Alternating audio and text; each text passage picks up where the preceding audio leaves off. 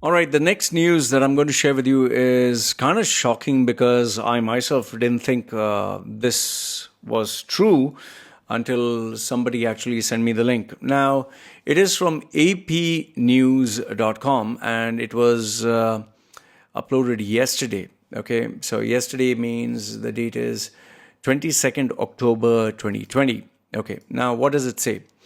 In this article, it says about sent from Gitmo to UAE, detainees fear final stop, that is Yemen. Okay.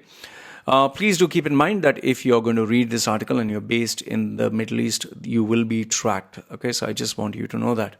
Anyway, having said that, let me read the article in case you don't want to do that.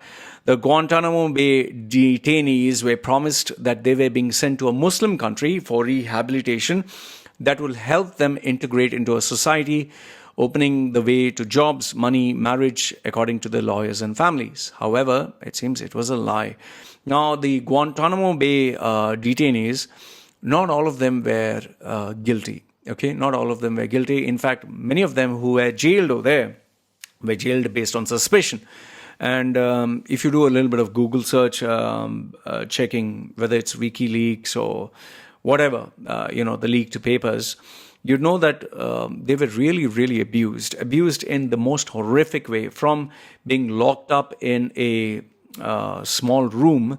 Some of them were even locked up in a small box. Box, it's like a coffin, but some of these boxes where you have to huddle and sit like, hold your legs and sit like this. And they would keep you for hours and hours. That means even if you have to shit, even if you have to piss, even if you have to do whatever, you have to do it in that box. And they would keep you for a day until you shit, piss, whatever. And then they take you out and put you back in there.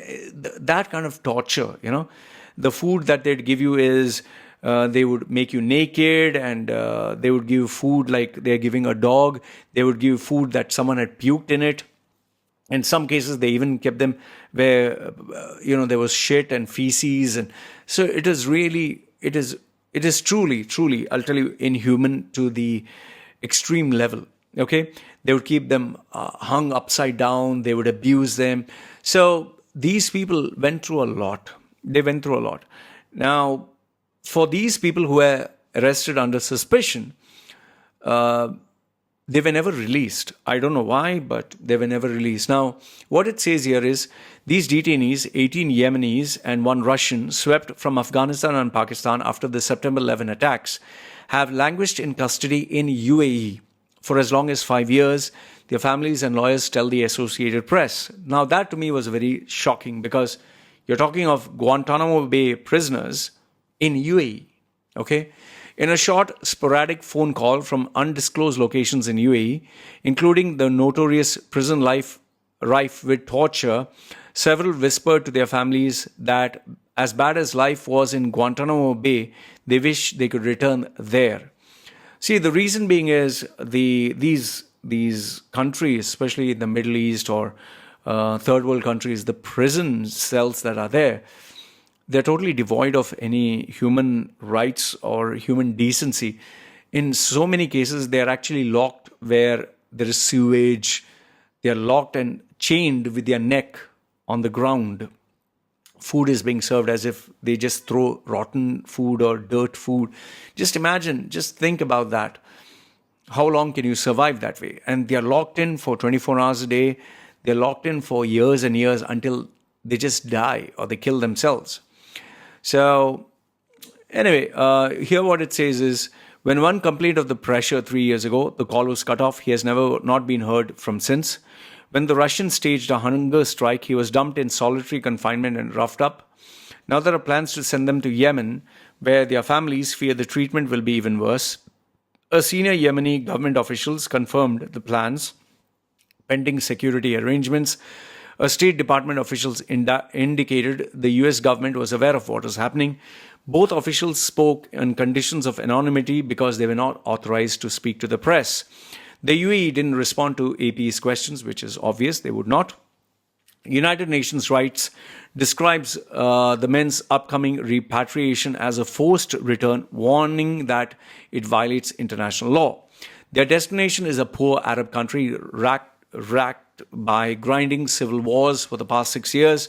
Torture and arbitrary detention are widespread. The lingering confinement of these men violates promises made by US officials when they were sent to the UAE in 2015, 2017. The thing about US and its promises, they can promise anything. Almost all the presidents promise anything. They can even say anything they want. They can say, like Iraq, it has weapons of mass destruction. Or they can say, this is an act of terrorism. Or they can say, these are terrorists. But if you actually notice, US is never wrong. They never admit their mistake. They never say that we messed up, we fucked up, we were the ones who, equipped the Al-Qaeda. We were the ones who gave Saddam Hussein or Osama bin Laden the weapons. They'll never say that. They'll only say that, oh, these are terrorists.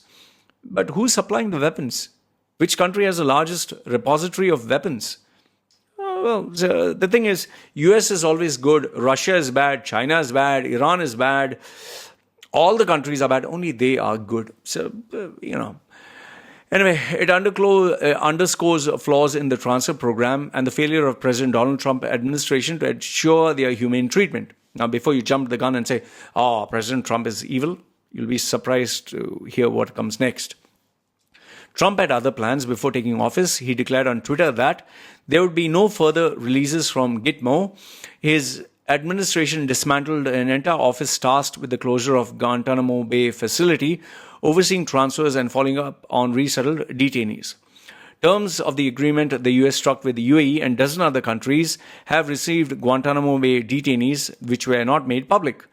Well, if you agree to whatever the US wants, you get benefits. You don't agree to them, you get sidelined as a terrorist country or terrorist group. Why do you think Qatar, Saudi, UAE, all these countries are busy kissing their ass? Because you don't keep them happy. They will say that you are an evil regime, as they call it. Nice choice of words. Okay, but Ian Moss, the former chief of staff for the State Department Guantanamo Bay envoy, insisted we wanted these individuals after they were released to start a fresh start in life. This was part of the deal. This wasn't part of the deal that they be incarcerated. That was never part of the deal. Moss blamed the current administration for lack of engagement, saying that the Emiratis knew the Trump administration didn't care about what they did with these people or how they treated them. This is disgraceful. But I guess nobody's bothered. Anyway, Lee Volosky, who was a special envoy for Guantanamo Bay closure from 2015 to 17, the period when the Yemenis were transferred to the UAE. He says, I can categorically deny that there was a plan to keep these men in detention following their transfer from the US custody, he said in an email. Under Trump, only one prisoner, a Saudi, no surprise there, was transferred to Saudi Arabia to serve the remainder of his sentence after he agreed for a plea bargain. Well, Saudi and US are good friends, so they would obviously say, in fact, have you ever thought about this? September 11, the World Tower, they attacked Afghanistan, or Osama bin Laden. But if you actually check the people who flew the plane, they were Saudi nationals and they were UAE nationals. But they attacked Osama bin Laden. Does it make any sense to you?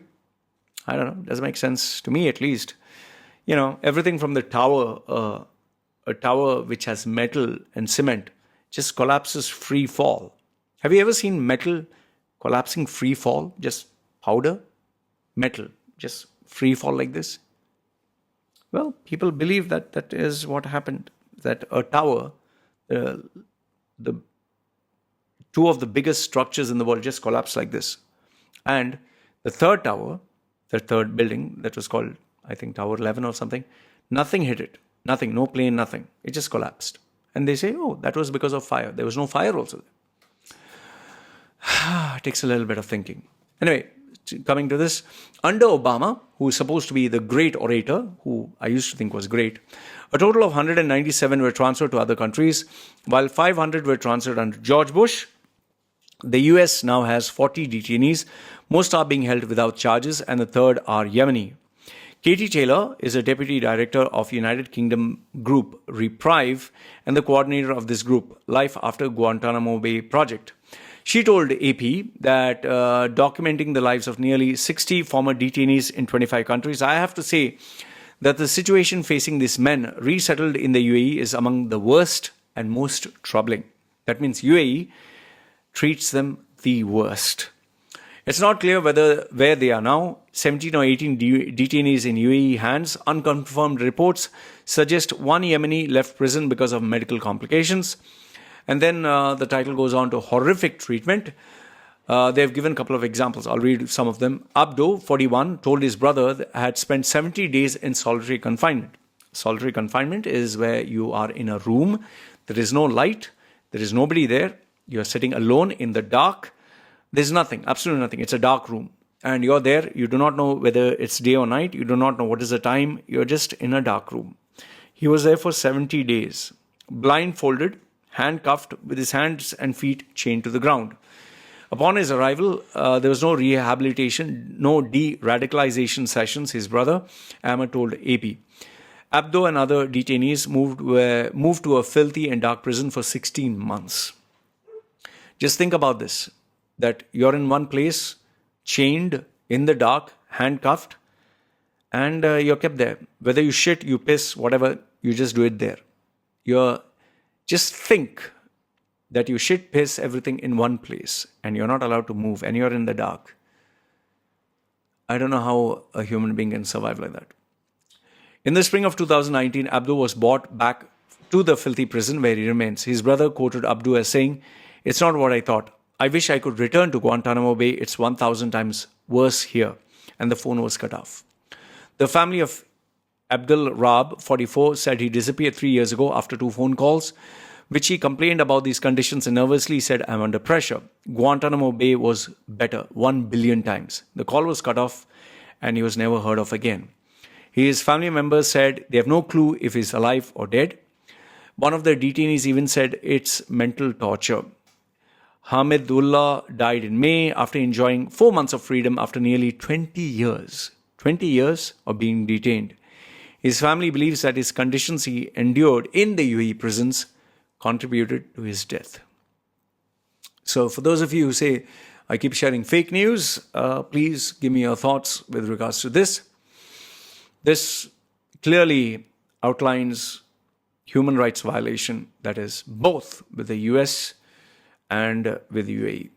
So that can sum up. See, I'm not against evil people who cause death and harm, that they shouldn't be made to pay a price. Okay? In fact, I'm totally for death penalty for people who do horrific crimes. There are some people who are just mentally sick, who are just born sick. Like, I have no iota of pity for anyone who rapes children or harms innocent people. Yes, they should be punished. But you're talking here of people who have not been convicted of a crime, who are innocent. That to me is not right. That's at least what I think. Let me know your thoughts down below. I would be very interested to know what you have to say. Let's move on to the next news.